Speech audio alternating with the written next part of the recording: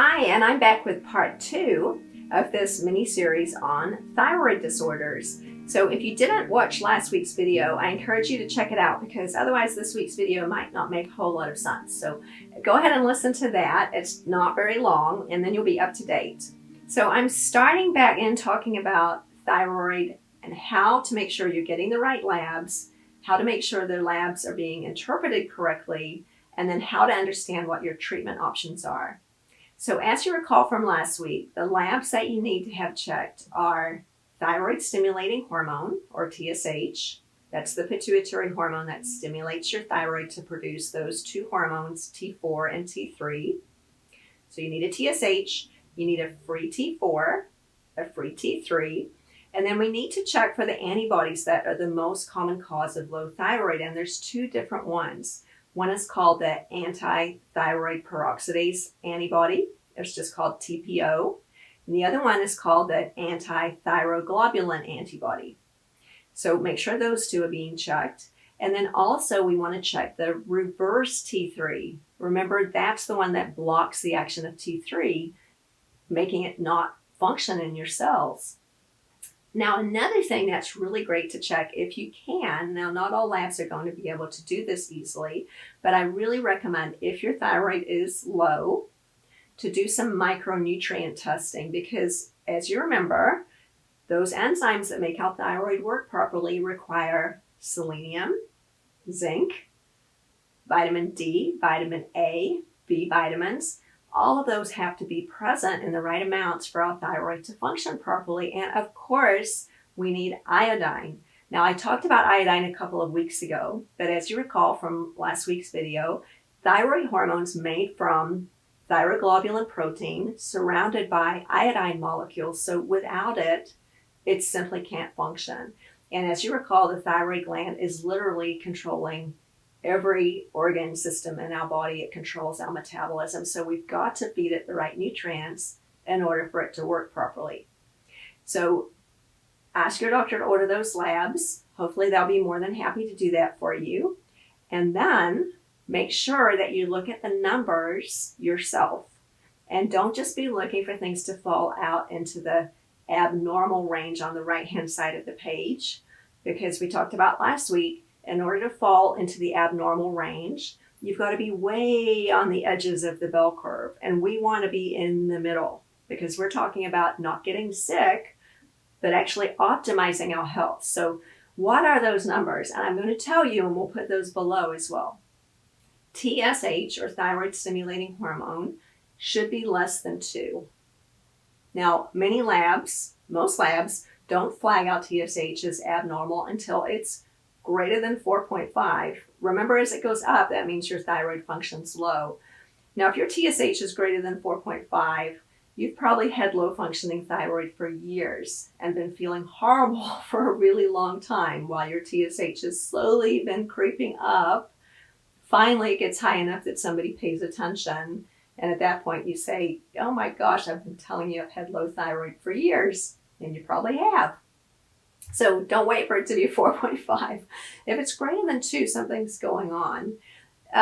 Your thyroid might still be functioning well, but predictably it's going to get worse in the future. So if you look back at your old labs, you'll see your TSH slowly going up over time.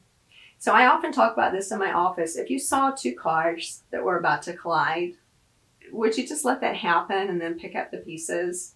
That's often how I describe conventional medicine. It's picking up the pieces after a car crash. Instead of recognizing the cars are going to crash, communicating with the drivers and telling them to take a different turn. And that's what we're doing when we see the TSH slowly going up. It's actually intervening before you get really sick. So TSH should be less than 2. Free T4, average free T4 for a healthy population is about 1.2. Now, maybe your free T4 isn't exactly 1.2, but if it's less than 1 or greater than 1.5, something's probably not optimal. So around 1.2 is a good goal, plus or minus a little bit.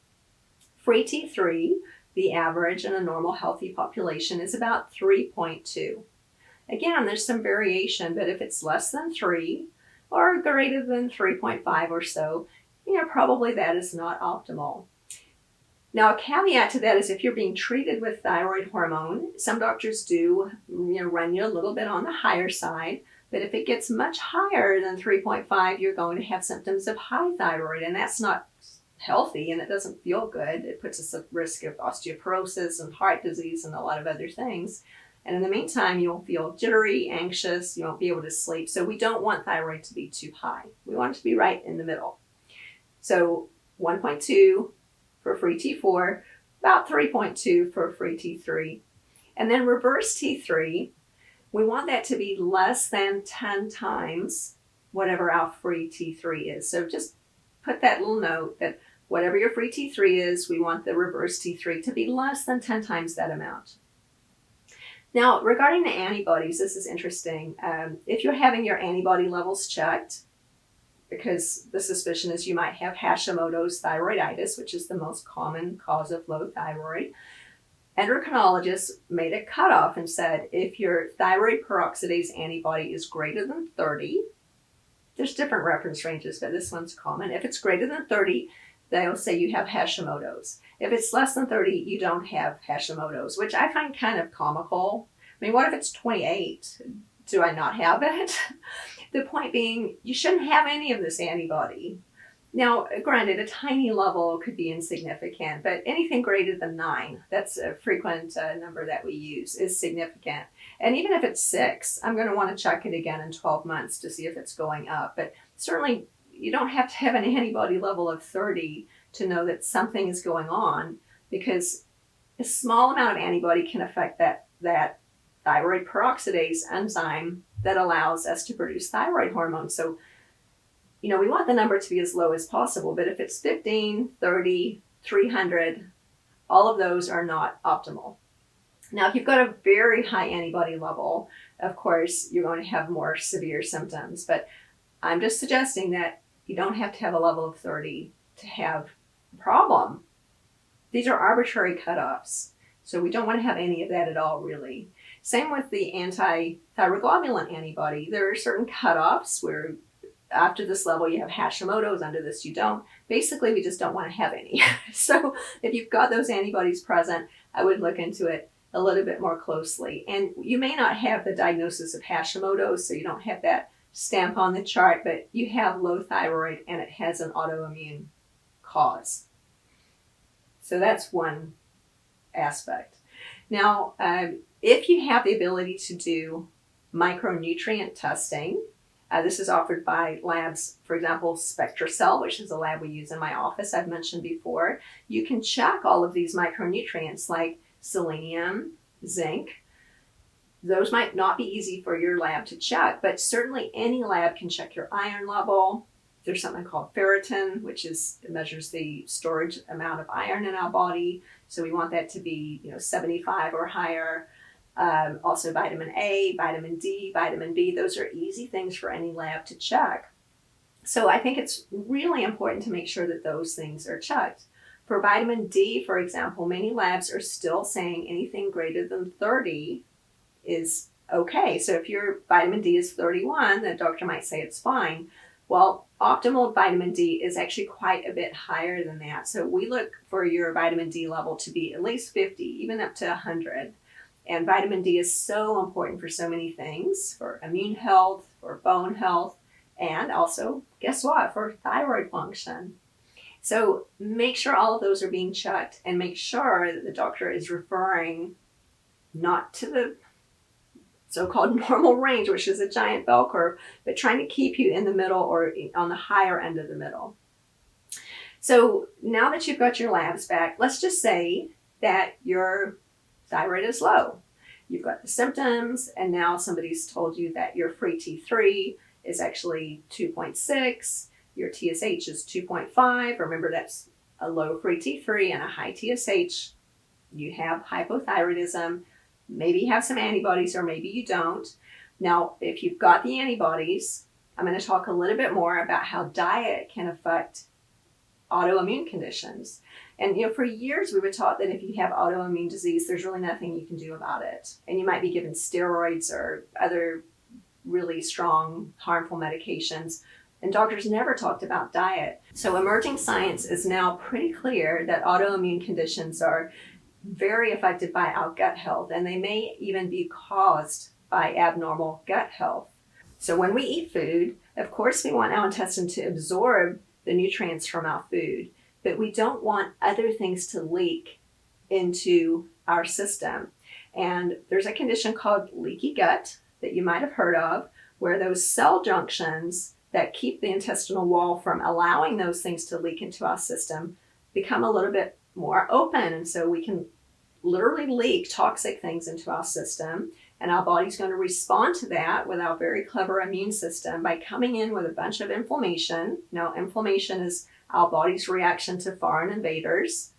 You know that from getting a mosquito bite. It's hot, red, angry. That's how when we get a fever, same thing. That's how we kill bacteria and viruses or toxins that are entering our system. So if we're leaking toxins into our system, we're in a state of chronic inflammation, and we're making antibodies way more than we need to all the time, and that can lead to autoimmune disease. Now, a really interesting thing is that gluten, which all of us can benefit from reducing or giving up. Gluten is a primary player in many autoimmune diseases, but certainly in Hashimoto's thyroiditis. And it's really fascinating that one possible reason why this is the case is that the gluten molecule looks almost identical to thyroid tissue. And so there's a thing called molecular mimicry, where if we're leaking gluten into our system because we've got some leaky gut, and gluten is very inflammatory to the gut, so it makes that happen much more frequently, then our body's going to make antibodies to gluten, and those same antibodies are going to attack the thyroid gland because it looks almost identical. It's really fascinating if you look at pictures of what these molecules look like. So that's one possible explanation for why gluten is very inflammatory to Hashimoto's thyroiditis. So if you have low thyroid, especially the autoimmune kind, it's highly recommended that you eliminate gluten from your diet. And you may not want to hear that because, as you know, gluten is in everything made with wheat, barley, or rye, which is a lot of things that we love, right? Bread, pasta, crackers, everything made with flour, beer. It's in all kinds of things that you might not suspect, like ketchup. It's a filler in just about everything. So giving up gluten is a big commitment. But for those of us who have gluten sensitivity, and if you've got autoimmune thyroiditis, like Hashimoto's, you're going to feel so much better. I've had patients who went from just barely being able to get through the day to feeling absolutely fantastic just by giving up gluten, sometimes without even taking thyroid medication. So it's really important. I would give it a try, at least just commit to getting rid of gluten for 3 weeks and see if you feel better, because that inflammation of the antibody is real. A second player, maybe the second most important, is dairy. And I know you don't want to give up your gluten and your dairy, but casein, which is a protein in dairy foods, also looks almost exactly like gluten and thyroid tissue. So if you've got inflammation and you're leaking these things into your gut and we're producing antibodies against gluten and dairy, they're also going to attack your thyroid. And it's really fascinating how much better people feel when they give those two things up if they have autoimmune thyroiditis. So something to consider. And if your doctor has diagnosed you with Hashimoto's and has not told you about diet, they're missing something. So lots and lots of research out there suggesting that that is helpful. And there are many studies showing that patients who are on a traditional American diet versus a gluten-free and even a gluten and dairy-free diet have dramatically different levels of those autoantibodies. And so, of course, if you've got those antibodies present, they're probably never going to go away, but we want to keep them at the lowest levels possible so that you're not continuously attacking your thyroid gland and the enzymes that allow it to function. So nutrition is really important. Not only eliminating or reducing, let's just say eliminating gluten and dairy, at least give it a try. See how you feel. A lot of patients who eliminate gluten and dairy are able to even get off their thyroid medications. It's quite remarkable. And then also make sure you're getting enough of those other nutrients: selenium, zinc, iron, vitamin A, vitamin D, and of course, iodine. So all of those are really important. Now, going back to what I was talking about last week, about how elevated cortisol can also affect your thyroid. It might sound a little bit trite, but we've really got to do what we can to reduce stress and to sleep better, because no matter what you're doing to help your thyroid, if you're under chronic stress, it's going to be very difficult to optimize your thyroid function. So put that on the list of really legitimate ways to help your thyroid function and just help your health in general. So now you're at a point where maybe you need to be treated. I want to talk about the treatment options as far as medications go. We've already talked about some nutritional and lifestyle changes. So let's just say you've got low thyroid. You're working on the diet part. The numbers are still low. You're not feeling well. Your doctor's going to want to start you on medication. The traditional medication that I was trained, and most of us are trained to prescribe, is just synthetic T4. There is nothing wrong with it. The word synthetic gets a little bit of a bad rap, but Synthroid, Levothyroxine, Tirosint, there's several names for synthetic T4, is just that. It's synthetic T4. There's no T3 in it. Now, it might work just fine, because if you take T4 and you don't have any deficiency of that enzyme that I mentioned that converts T4 into T3, then all that T4 is going to function perfectly well, and then some of it's going to convert into T3, and you'll feel great. And your doctor will check your labs in a few weeks. It does take a few weeks for this to normalize, so you want to wait 4 to 6 weeks after starting on thyroid medication to check your levels again. Maybe your free T3 is perfect. Well, that's great. That means that you don't have a deficiency in the deiodinized enzyme, but that's a huge assumption. So very frequently, I've had patients who've been on Synthroid for years, and they have never felt better. They've never felt better. They continue to feel bad because their T3 is low and no one's been checking it. Doctor's just been checking their TSH and saying, oh, your thyroid's fine. But in fact, all this time, they're only taking T4 and their T3 has been low. So there's nothing wrong with Synthroid, but it often doesn't work. So some other options are taking a combination of T4 and T3 together. So many traditional doctors continue to prescribe Synthroid, which is just fine if it works, and then adding synthetic T3, which is called Cytomel or Liothyronine. It's another name for the same thing. So Cytomel is T3, and you can take them both together. One of the problems with Cytomel is that it's very short acting, and so you might have to take it twice a day, and a tiny little bit can bump your T3 up so high that it can make you feel jittery. So it's a little bit difficult to manage. But being on Synthroid and Cytomel together is another option. Now, remember we talked about reverse T3. If you've got a high reverse T3, you're definitely going to need some more T3. So that could be in the form of Cytomel, or another option is to take a combination of T4 and T3 together. That's what I usually prescribe, and it's a little bit controversial for some reason. Many doctors don't like it, so I'll tell you why that is and also why I've come to like it. But a combination T4, T3 can come from two different sources. It primarily comes from desiccated or dried pig thyroid gland, which as a vegetarian sounds pretty awful, but after the little piggy's been killed for his bacon, they recycle his thyroid gland. So in that way it's nice. He's getting all of his bits used. It's dried or desiccated, and then it's made into a powder that can then be packed into tablets. So you're literally taking in pig thyroid gland. It's dried pig thyroid gland. That's what it is. And it produces T4 and T3 in a ratio of about 4 to 1. So about 4 to 1. Now, you remember that I said earlier that our own thyroid gland produces T4 and T3 in a ratio of about 14 to 1. So it has a lot more T3 in it proportionally than what we make from our own thyroid. And that's good, because the reason we're taking it is that we're not converting T4 into T3 very well. So it's a really good idea to be taking a little bit higher amount of T3 than our own body makes. So that goes by several brand names. Armour thyroid is a common one. Naturethroid, NP thyroid. These are all just different brands of desiccated pig thyroid. and you'll get your T4 and T3 in about a 4-to-1 combination. And it is a longer acting version of T3, so we don't have to take it twice a day. So many people find that works very well. Now, it got a little bit of a bad rap for various reasons. Traditional doctors, and I was in that group, they just didn't like the sound of it. We're really attached to our Synthroid.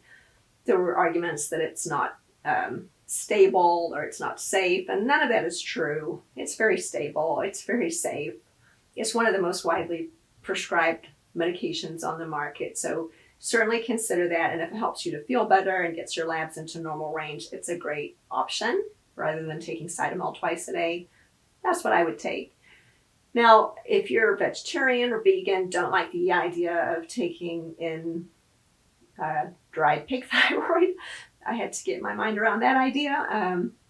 You can actually get it compounded. And one of the nice things about compounded thyroid hormone is not only is it plant-based, again, it's synthetic, it's made to look like human thyroid, but you can make it in any ratio that you want to. So we don't just have the 4-to-1 ratio, although that's a good place to start.